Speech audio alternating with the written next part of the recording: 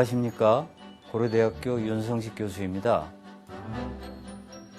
오늘은 인생에 관한 새빨간 거짓말이라는 주제로 말씀드리겠습니다. 우리는 사실 인생에 관해서 많은 결정을 합니다. 근데 하고 나면 대부분 후회를 하거든요. 아마 후회해 보신 경험이 꽤 있으시리라고 생각합니다. 그런데 재미있는 연구를 미국에서 한 적이 있습니다. 어떤 경우에 후회가 더 클까? 대안의 숫자가 작을 때 하나 선택하는 거하고 대안의 숫자가 많을 때 선택하는 거하고 비교를 했더니 대안이 많을 때 선택하면 후회가 훨씬 더 컸습니다. 그런 농담 들으신 적 있죠? 소개팅 100번 만에 만나서 결혼했다. 그럼 자기 배우자와 99명을 비교하거든요. 반드시 후회하게 돼 있어요. 그 99명 중에는 배우자보다도 더 괜찮은 사람이 한두 명 있기 마련입니다.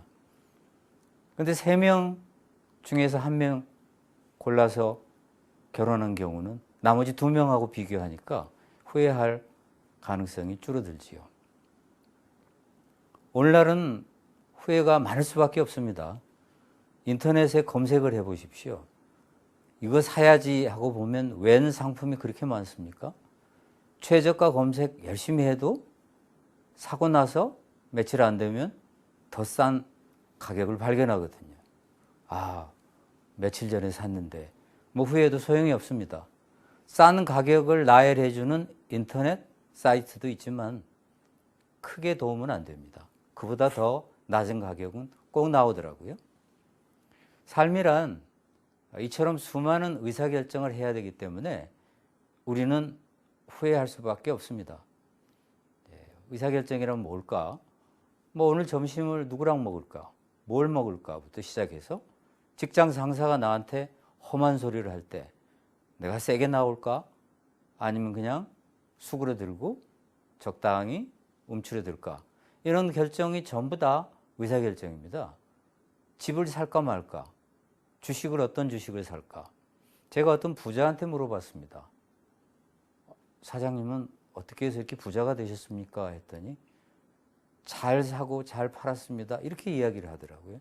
참 맞는 이야기지요. 의사결정만 잘해도 인생은 굉장히 잘 풀립니다. 삶에 대한 의사결정은 결국 알고 보면 보다 나은 삶을 위한 것입니다. 그래서 우리가 보다 더 나은 삶을 위해서는 뭐가 필요한가? 어떻게 하면 좀 잘 살 수 있을까? 인생을 잘 살 수 있을까? 거기에는 벼락치기 공부 같은 단박약은 없습니다. 우리는 그런 걸 원하지만 그런 건 없습니다. 그렇지만 여러 가지 방법은 있다.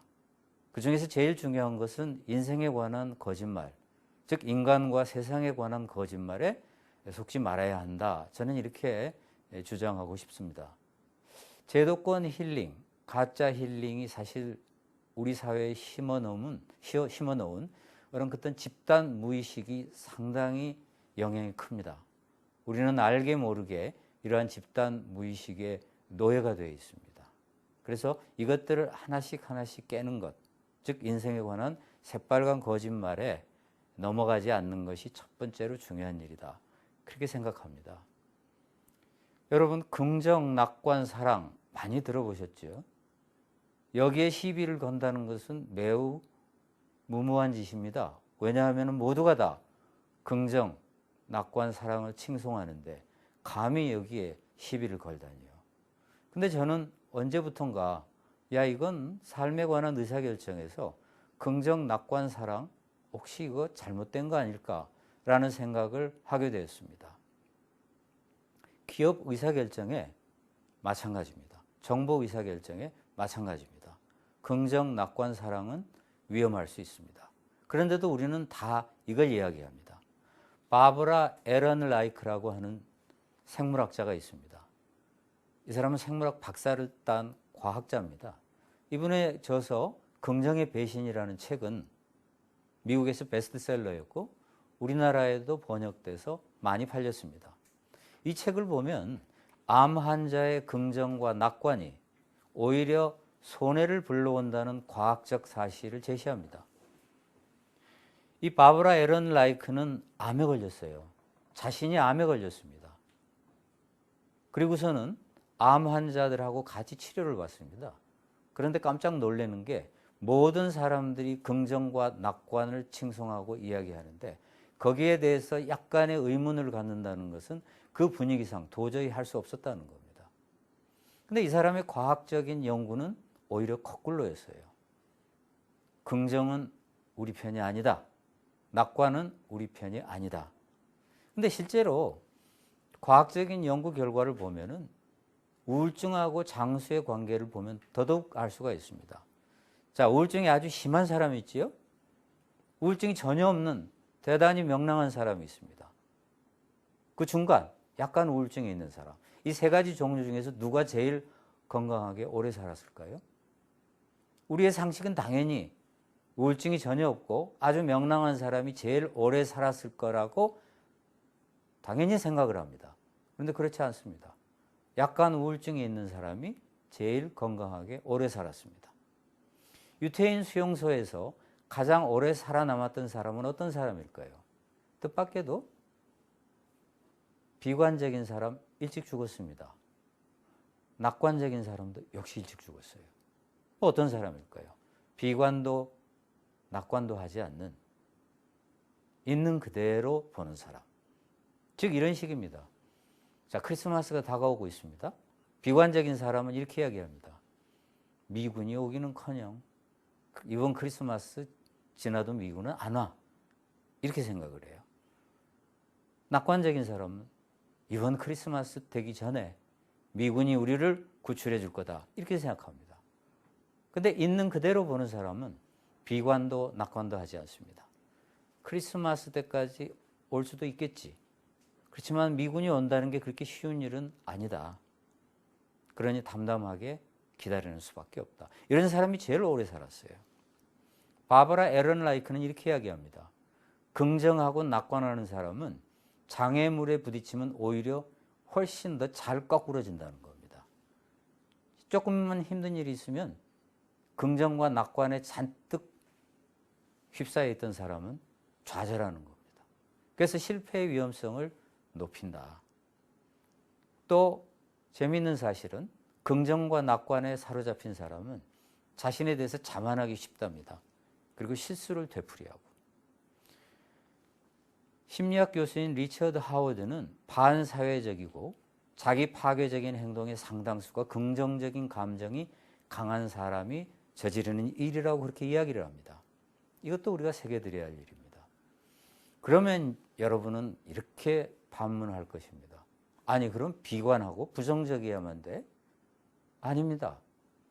인간의 뇌는 이분법하고 흑백 논리에 기울기 쉽습니다. 인간의 뇌는 그렇게 진화해 왔거든요. 그래서 낙관 아니면 비관, 긍정 아니면 부정, 이런 식으로 이분법하고 흑백 논리에 기울기 쉽습니다. 시중에서는 어떻습니까? 정치하고 언론을 보면 엄청 비관 시나리오만 읊어댑니다.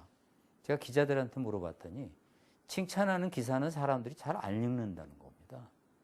그래서 뭐든지 잘못한 것, 실수, 논란이 되는 것만 기사를 쓰게 된다는 거죠. 그런데 제도권 훌링은 어떻습니까? 온통 낙관 시나리오만 읊어댑니다. 그러니 이 세상은 양극단만 난무하는 것이죠. 그래서 저는 긍정과 부정, 낙관과 비관이라는 양극단을 떠나서 사물과 현상을 있는 그대로 보는 태도가 중요하다. 이것은 중도다. 중도라는 게 이겁니다. 우리는 사실 욕망, 편견, 아집, 독선, 선입관, 도구마 이런 것들이 우리한테 잔뜩 채색되어 있습니다.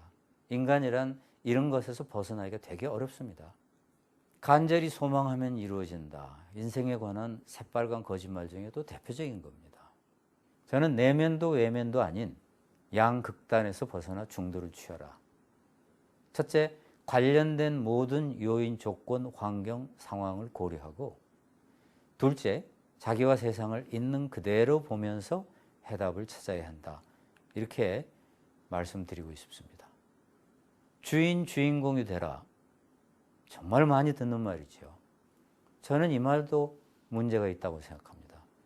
사실 직장에서 상사한테 휘둘리고 또 가정주부들, 남편, 자식들 뒷바라지 하다 보면 자기 삶이 없는 것 같아요. 그럴 때 주인공이 되라는 말을 들으면 가슴이 뭉클해집니다. 눈물이 나려고 그래요. 그런데 이 말은 별로 도움이 안 되는 말입니다. 자, 자기가 원하는 것을 하는 사람이 노예가 아닌 주인입니다. 근데 인간에게 자유의지가 있는 걸까요? 자유의지가 있어야 주인공이 돼야 의미가 있는 거죠. 노예의 자유의지가 무슨 의미가 있겠습니까? 뇌과학 연구를 했더니 인간에게 자유의지가 없다라는 연구 결과가 나왔어요. 그래서 처음에는 이 연구 잘못된 거 아니야? 상식하고 어긋나거든요. 그렇지 않습니까? 내가 선택할 수 있잖아요. 근데 왜 자유의지가 없다고 할까? 연구가 잘못됐나 보다. 연구를 반복했습니다. 반복할수록 자유의지가 없는 걸로 나오는 거예요. 물론 완전히 자유의지가 없는 건 아니다. 약간의 자유의지가 있지만 매우 좁다. 인간은 실제로 자유의지가 없이 어쩔 수 없이 그렇게 하는 경우가 많다는 겁니다. 예를 들면 내가 어떤 사람이 좋아서 배우자로 선택해서 결혼을 했어요. 자기는 자유의지가 있다고 생각해요. 그런데요, 실은 자기의 유전자, 배운 것, 경험한 것, 보고 들은 것, 부모의 말, 그런 것 때문에 어쩌면 그런 배우자를 택하지 않을 수 없는 실은 자유의지가 아니었을 수밖에 없다. 그래서 이 문제를 해결하기 위해서 철학자와 뇌과학자가 $700만 달러짜리 프로젝트를 시작했습니다. 최근에 시작했습니다. 이게 언제 끝날지는 모르겠습니다. 저는 자유의지가 인간은 거의 없다라는 데 확실하게 내기를 겁니다. 인간은 유전자, 뇌신경회로, 호르몬, 장내 미생물, 경험, 교육, 환경, 상황 등이 어우러져 선택한 것을, 이거에 의해서 어쩔 수 없이 선택한 것을 자유의지에 선택했다고 착각하는 겁니다. 그렇지 않다는 겁니다. 그래서 어떤 뇌과학자는 인간은 좀비다. 시키는 대로 하는 좀비에 불과하다. 이렇게 이야기를 해요. 여러분 혹시 직장에서 집에 갈 때 익숙한 길에 운전합니다. 근데 딴 생각 막 하죠. 근데 한참 생각하다가 보니까 집에 거의 다 왔어요. 빨간불에 자기도 모르게 섰고 우회전할 때 우회전했어요. 누가 한 거죠? 자기 자유의지가 있습니까? 아닙니다. 그래서 어떤 사람은 세상을 지각하고 사고하며 자발적인 행동을 계획하고 실행하는 작은 난쟁이, 이걸 허먼큘러스라고 이야기하는, 이게 우리 뇌의 무의식에 존재한다고 주장하는 학자도 있습니다. 어찌됐건 우리 안에는 뭔가 자동적으로 진행되는 게 많아요. 그리고 우리는 그것에 의해서 좌우됩니다. 자, 이런 사람이 있죠. 담배 끊어야 되는데 라면서 못 끊어요. 그럼 자기가 피우잖아요. 자, 어떻게 해야 주인공이죠? 피워야 주인공이에요? 자, 담배를 피우면 누가 총 들이대고 담배 피워 한 거 없지 않습니까? 자기 의지대로 한 거지요. 그럼 주인공이네요. 피워야 주인공이네요. 그런데 그 사람 생각은 어떻지요? 끊어야 되는데잖아요. 끊어야 주인공 아니에요? 어떻게 생각하십니까? 피워야 주인공입니까? 끊어야 주인공입니까? 이 개념이 얼마나 엉터리인가를 알 수 있습니다. 행동경제학, 심리학, 뇌과학 연구에 의하면 인간은 자기에게 무엇이 이익인지 모른답니다. 주인이 돼봐야 무슨 소용입니까? 모르는데. 행동경제학에서 가장 재미있는 사례가 부동산 매물원가예요. 10억에 주고 샀습니다. 지금 8억으로 내려갔어요. 근데 10억은 잊어버려야 되거든요. 앞으로 더 떨어질 거면 8억에도 팔아야 돼요. 앞으로 오를 거면 가지고 있어야 되고요. 근데 떨어질 것 같다는 걸 알면서도 내가 10억에 샀는데 하고 못 판다는 거예요. 이미 그 원가는 매몰 원가인데도 불구하고 모두가 주식을 매도해야 된다고 이야기를 해요. 주식 팔아야 될 때야 더 폭락해. 근데 자신의 내면에서 속삭여요. 붙들고 있자. 이건 승산이 있어. 자, 그래서 매도하지 않았어요. 주인공이 된 거죠. 근데 주식시장은 많은 사람이 하는 대로 따라가야 사실은 승리거든요. 주인공이 되어야 무슨 소용입니까?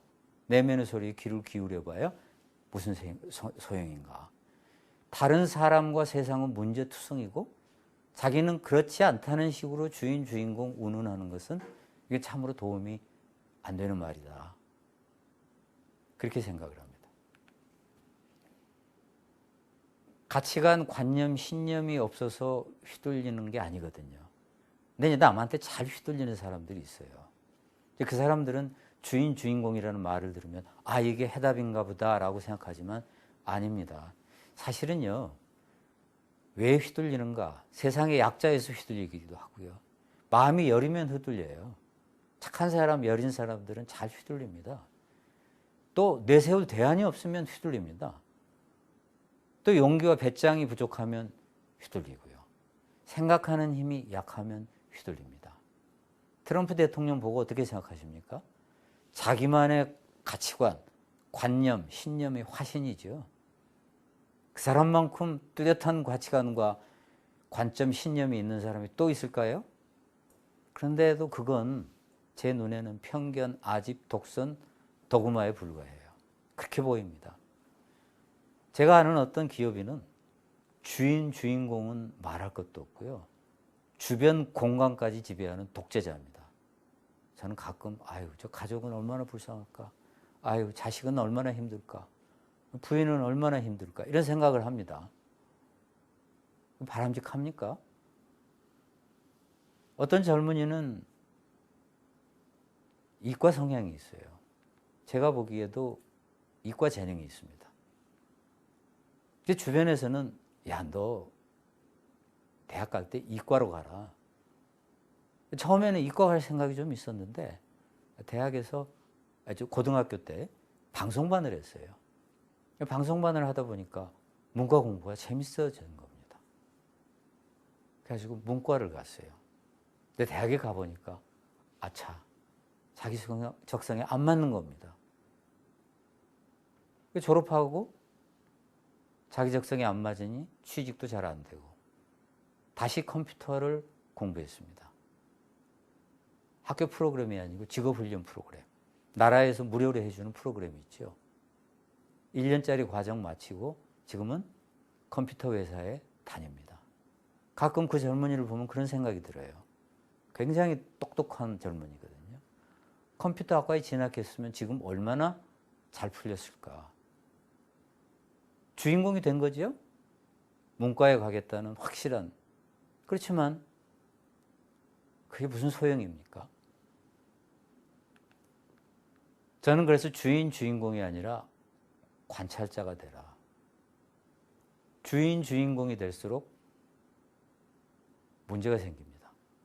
내면의 소리에 귀를 기울일수록 문제가 생겨요. 인간은 원래요, 이 욕망에 사로잡힐 수밖에 없게끔 진화해 왔습니다. 우리는 뭐라고 해도 우리 마음속에 오늘날 이렇게 존재하도록 생존해 온 것은 욕망 때문이에요.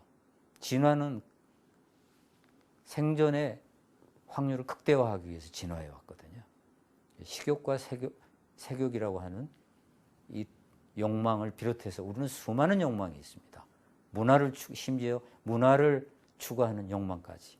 이 욕망, 편견, 아집, 독선, 선입관, 도구마의 노예가 될 가능성이 다분합니다. 내면의 소리에 귀를 기울이면. 주인공이 될수록 그래요. 이걸로부터 한 발 딱 물러서야 돼요.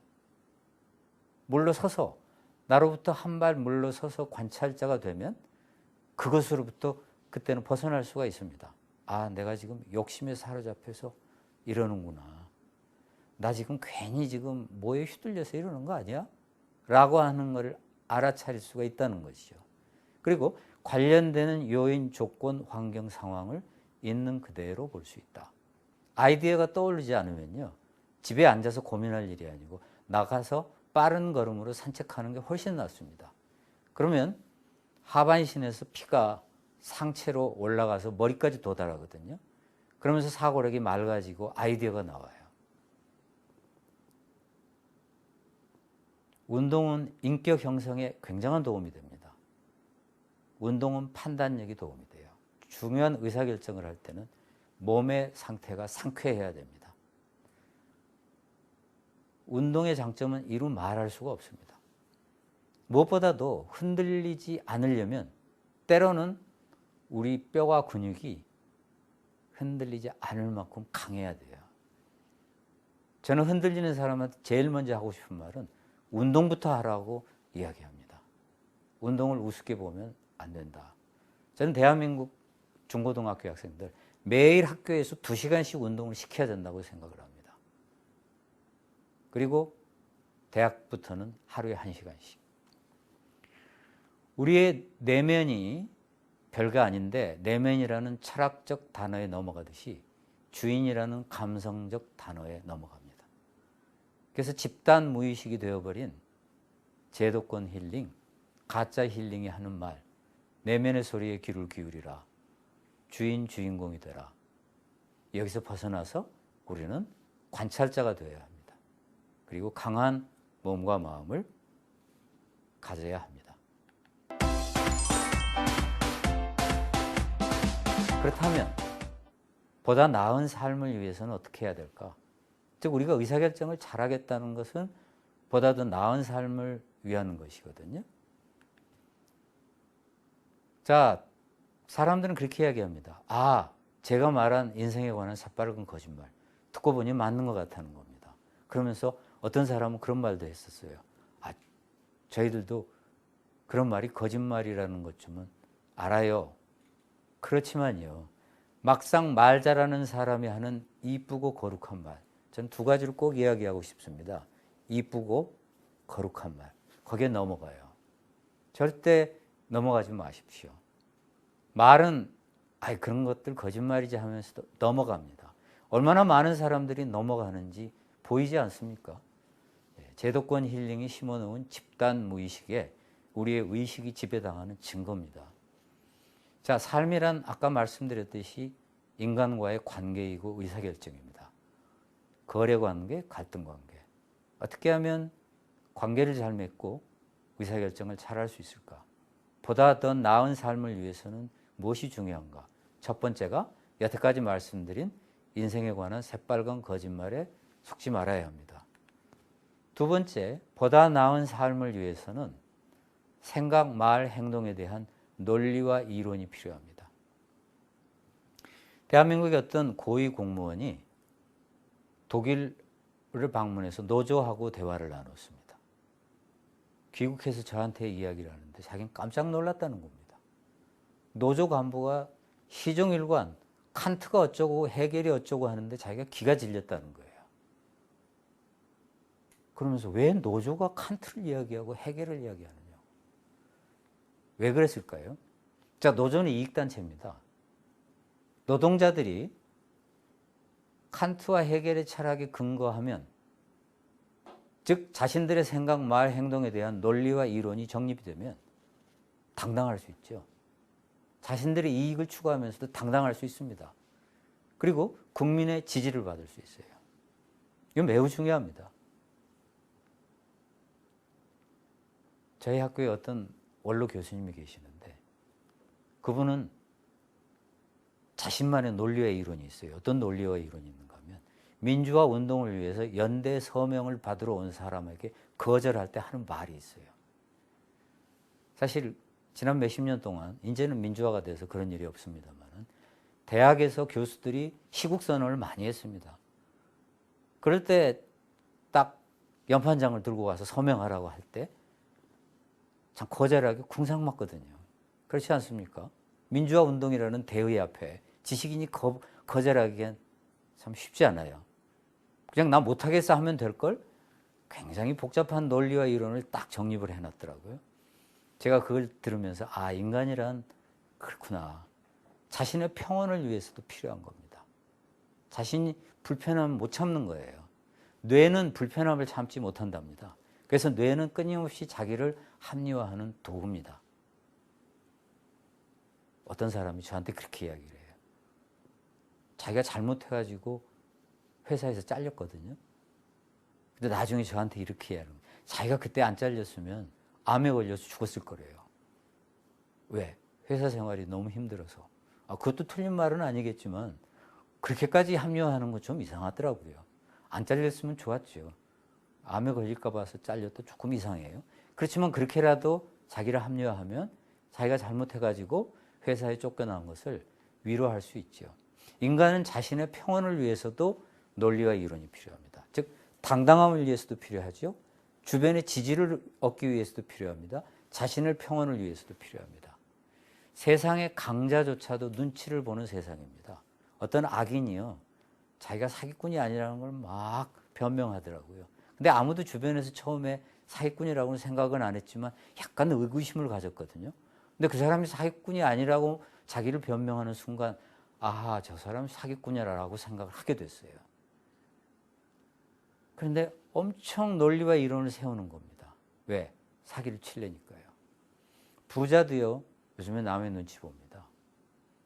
스포츠카 좋아하는 어떤 부자는 대한민국에서 그런 일 하면 비난을 받을까 봐서 그런지 외국에다가 스포츠카, 몇 억짜리 스포츠카를 잔뜩 사놓고 주기적으로 외국에 나가서 운전을 합니다. 차를 바꿔가면서.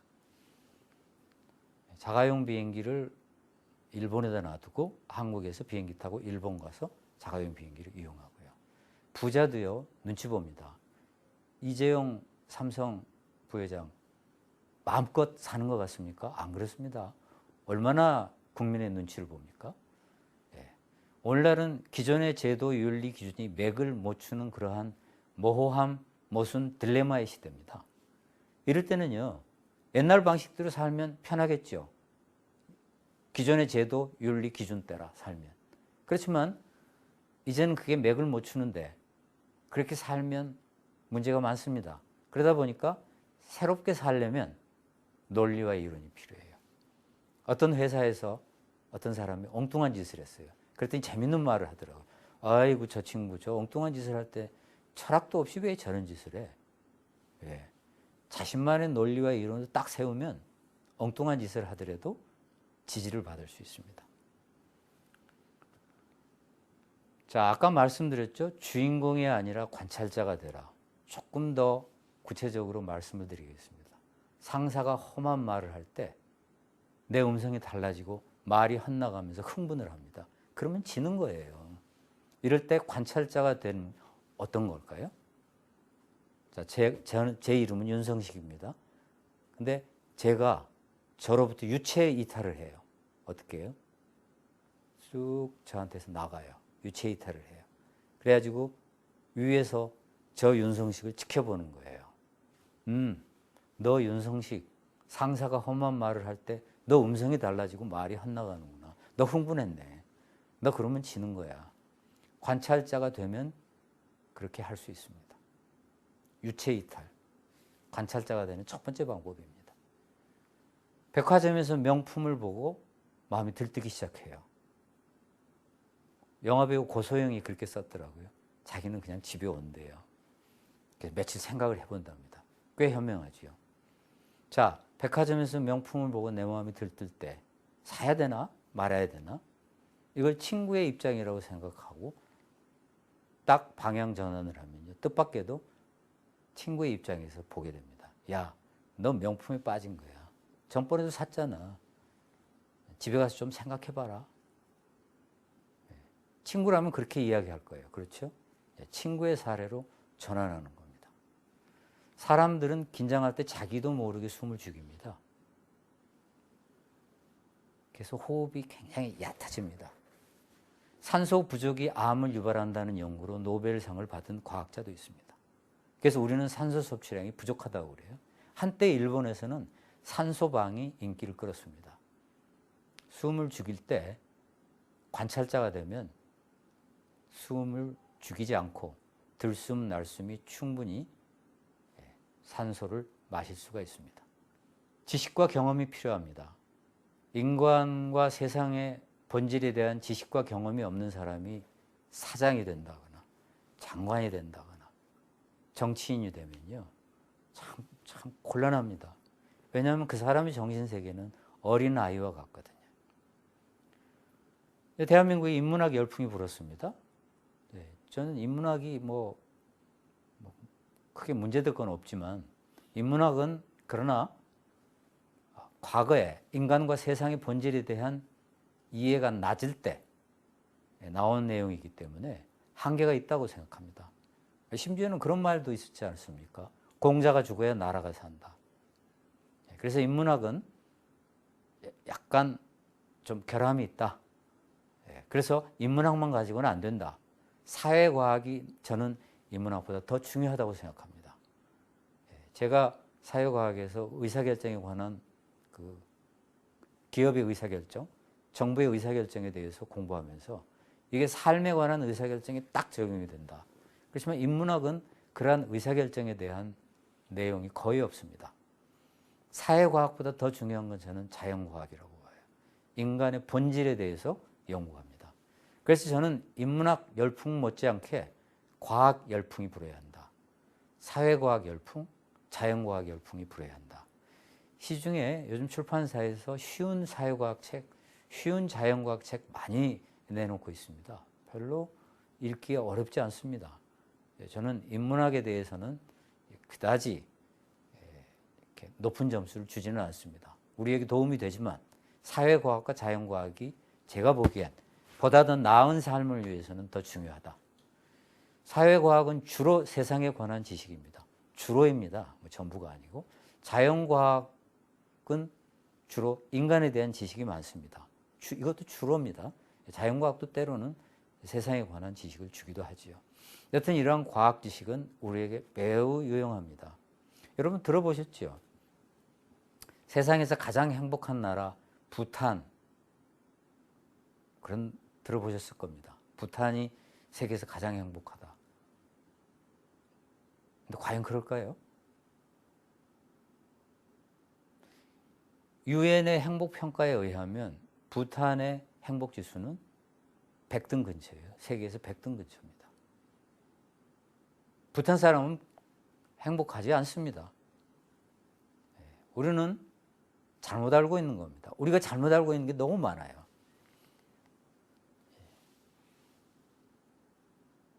사회과학 지식, 자연과학 지식은 이러한 것들에 대해서 이야기를 해줍니다. 서울대 100대 교양도서, 고려대 100대 교양도서를 제가 본 적이 있습니다. 거기서 깜짝 놀랐어요. 야, 이건 좀 문제가 있는데. 예를 들면 프로이드의 꿈의 해석이 있어요. 제가 옛날에 읽다가 포기한 책이거든요. 꿈의 역사부터 아리스토텔레스 역사부터 꿈을 만드는 원인부터. 근데 그거보다는 저는 심리학 개론책을 읽겠어요. 심리학 개론책이 훨씬 더 쉬워요. 독학할 수 있습니다. 다윈의 종의 기원, 그 책보다는 저는 진화론 책을 읽는 게 더 낫다고 봐요. 칸트의 실천이성 비판, 아이고 그렇게 어려운 책을 어떻게 읽어요? 그것보다는 철학개론이 더 낫지요. 저는 교양도서 조금 문제가 있다라고 생각을 했습니다. 저 같으면 그런 책으로 100권을 채우질 않겠는데, 우리는 지식과 경험이 필요하다고 생각합니다. 왜? 우리가 올바른 의사결정을 하고 보다 더 나은 삶을 위해서는 알아야 됩니다. 근데 지식과 경험이 많아도 생각하는 힘이 약하면 별 볼 일이 없어요.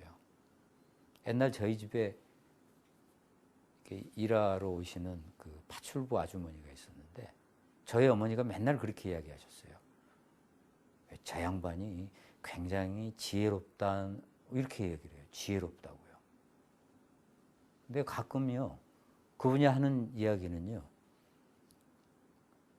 제 동료 대학 교수들이 하는 말보다도 더 수준이 높아요. 근데 그분은 학력은 굉장히 약하죠. 근데 생각하는 힘이 강해요. 그래서 저는 생각하는 힘이 강해야만 지식과 경험이 가공할 위력을 발휘한다.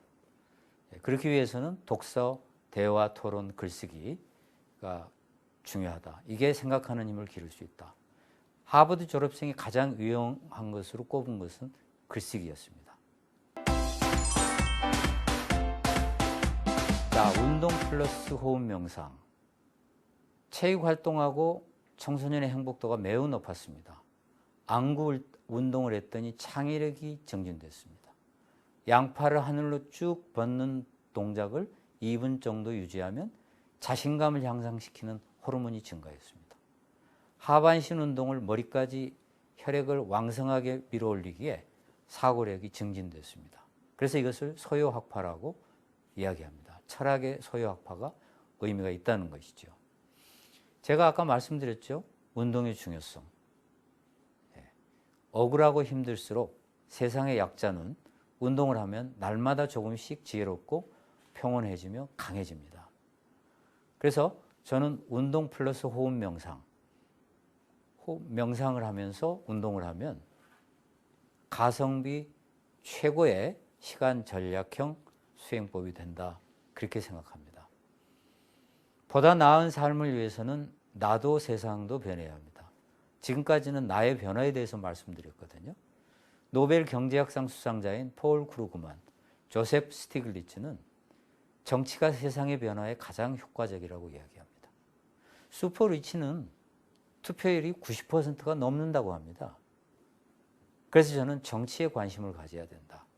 어떤 사람은 정치가 밥 먹여주나 하지만 밥 먹여줍니다. 대한민국이 조사를 해봤더니 노인들이 자식으로부터 받는 용돈보다 정부로부터 받는 용돈이 더 컸습니다. 코로나19 재난지원금 전 세계에서 많이 뿌려졌습니다. 스위스는 기본소득제 무조건 한 달에 300만 원씩 주는 것 국민투표에 붙였지만 일단은 부결됐습니다. 다시 또 국민투표에 붙인다고 합니다. 내가 더 논문 한 편 더 썼다고, 내가 그림 하나 더 그렸다고, 내가 직장에서 성실하게 열심히 일한다고, 내 가게에 오는 손님에게 물건을 정직하게 판다고 세상이 얼마나 바뀔까요? 좌절할 만큼 아주 조금 바뀝니다. 그러나 개인은 세상을 바꾸기 어렵지만 선한 공동체와 정치를 통해서 세상을 보다 쉽게 바꿀 수 있다. 돈, 직업, 학벌, 외모의 약자는 아무리 노력해도 그것의 강자가 되기는 어렵지만 선한 공동체와 정치에 참여해서 강한 몸과 마음을 가지면 이게 훨씬 보다 더 나은 삶을 살 수 있는 길이라고 생각합니다. 감사합니다.